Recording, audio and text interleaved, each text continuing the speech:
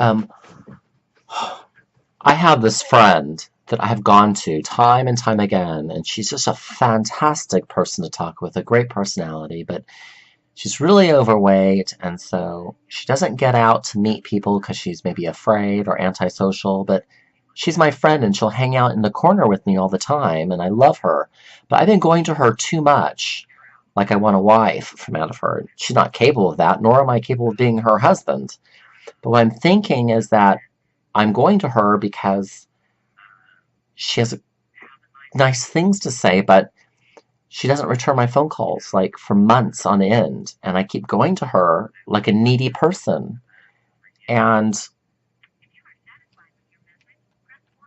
To review your message, press 2. so I want you to To listen erase to and this. re-record, Here it is. message review. Hi, anyways, it's Tyler, and I think I'm gonna stop calling. I'm gonna stop calling her. I just need a friend, and I'm not getting through to you, and I'm doing it like daily, trying to reach out for your friendship, and I've enjoyed talking with you, but you're not available, so I'm just gonna have to go out and find somebody that's available emotionally for me. So if I don't call you for a while, or if I don't call you ever again, don't be shocked.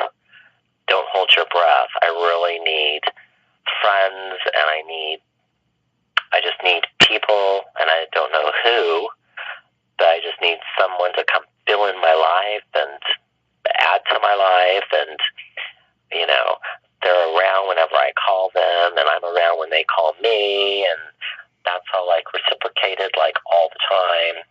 And I don't get that back and forth with you like I need from a friend. More So obey. I just have these really deep, heavy, heartfelt needs to have that around a person, a people, friends, or a friend. And me going back to you every time, it shows how pathetic I am and how desperate I am. So I don't need to humiliate myself And she anymore. likes me being desperate because it makes her feel better about herself. Why am I going out to my friend in Indiana or my friend in Castle Rock when my friends aren't even living close by?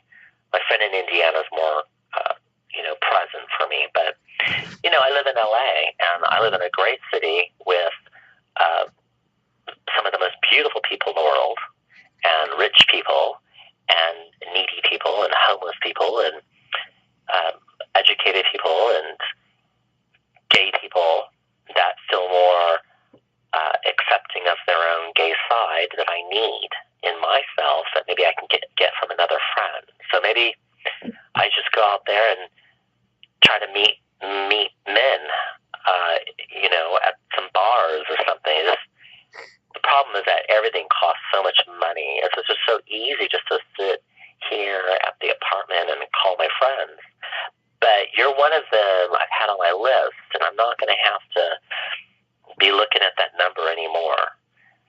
Her phone number. So I need to really figure out who is available. So that's it. Have a nice week.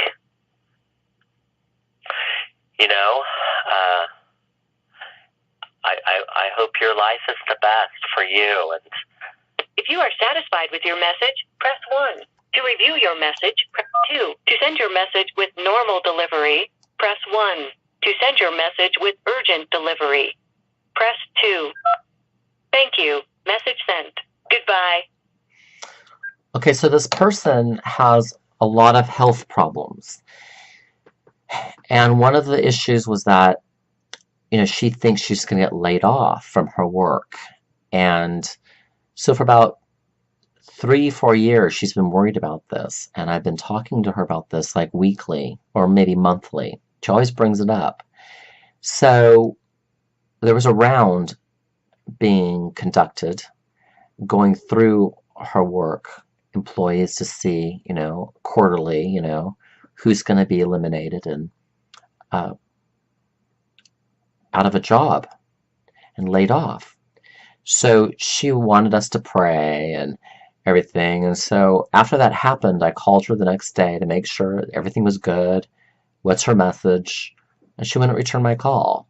She actually told somebody that, she kept her job, so it got back to me. So I knew that she kept her job, but I wanted to debrief with her, hoping that maybe, if there's some type of thing she wants to work through, any feelings, I'm there for her to talk with about this. So she's completely shunned me. It took about 3 months before she finally returned my call. And I asked her, why didn't you call me back? Because I was worried about you. I prayed for you the best I could. I love you. You're my friend. You don't have any friends where you live, and we're your friends in California, and we're here to help you. She said to me that she wasn't in the mood. I says, you weren't in the mood. I says, a courtesy response phone call is all I asked for you to give me. And she didn't say anything, no sorry, no nothing. When it comes to holidays, she thinks that giving people Christmas cards in the mail is strange.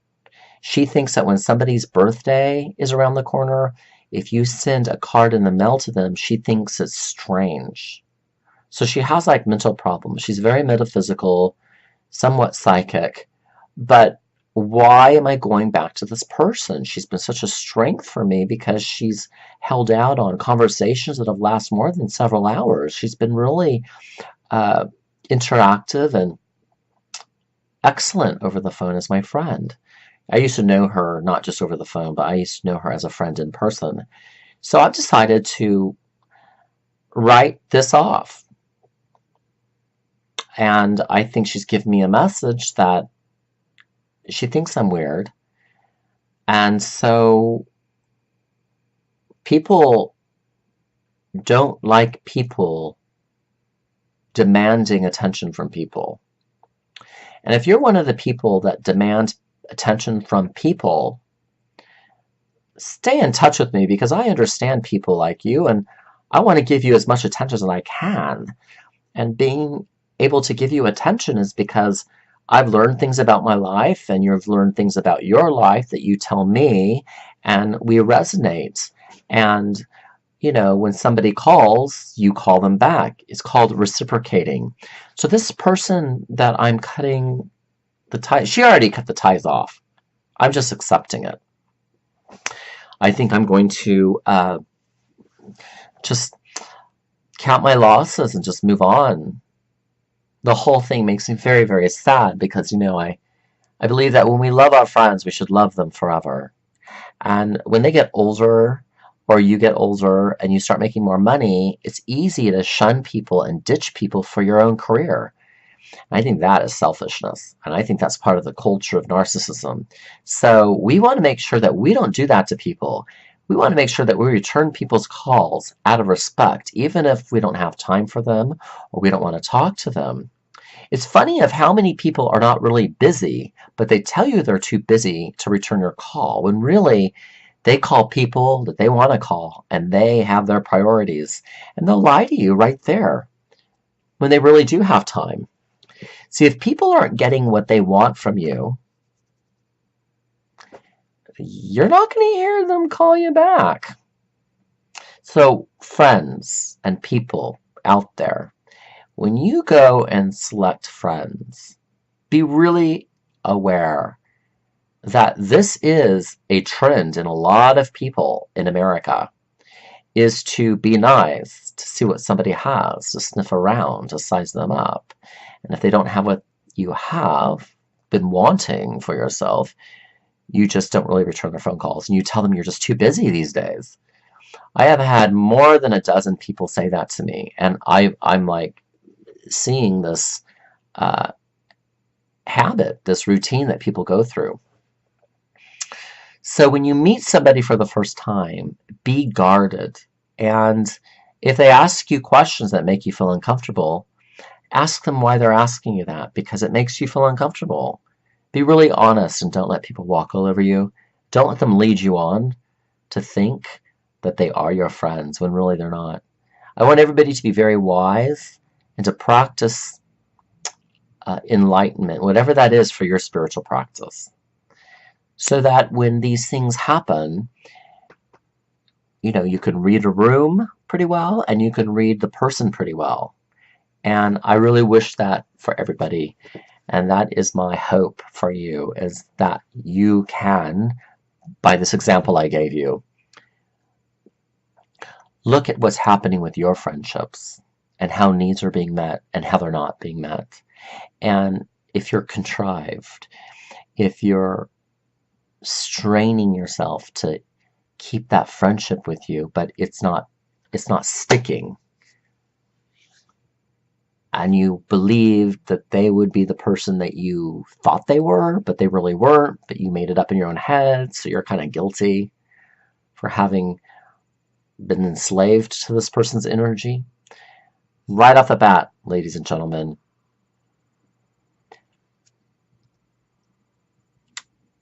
you own it. Be responsible and just get the message and move on. And in the Bible, the disciples were not welcome to certain towns. Jesus Christ said, I think, in so many words, but it's in the Bible, wipe off your sandals and just go to the next town. In your compassion, and in your need to love and be loved, and giving everybody the benefit of the doubt, and accepting them at face value, and giving them unconditional love, I want you to know it might be an 85% chance that they don't reciprocate, okay? Be ready for that in the world. I don't know what age group you are. Don't be naive to cold-hearted people that won't go halfway with you in being honest for you than what you're doing for them. You don't want a relationship that's out of balance. So, God bless you in the wisdom of who's your friend. Yeah. I love you. Bye.